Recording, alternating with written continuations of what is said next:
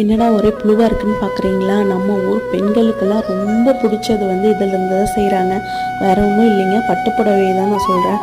பட்டுப்புடவை பிடிக்காதவங்க யாருமே இருக்க மாட்டாங்க.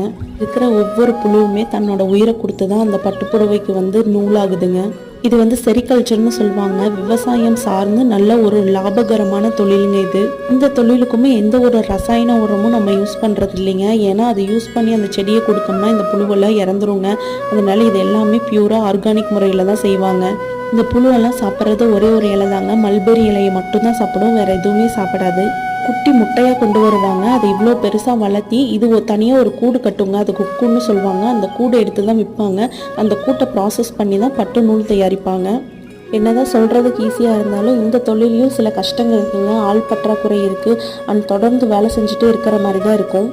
பட்டுப்புடவையை விரும்பி கட்டுறவங்களுக்கெல்லாம் இந்த வீடியோவை ஷேர் பண்ணுங்கள், அவங்களும் தெரிஞ்சுக்கிட்டுங்க. தேங்க்ஸ் ஃபார் வாட்சிங்.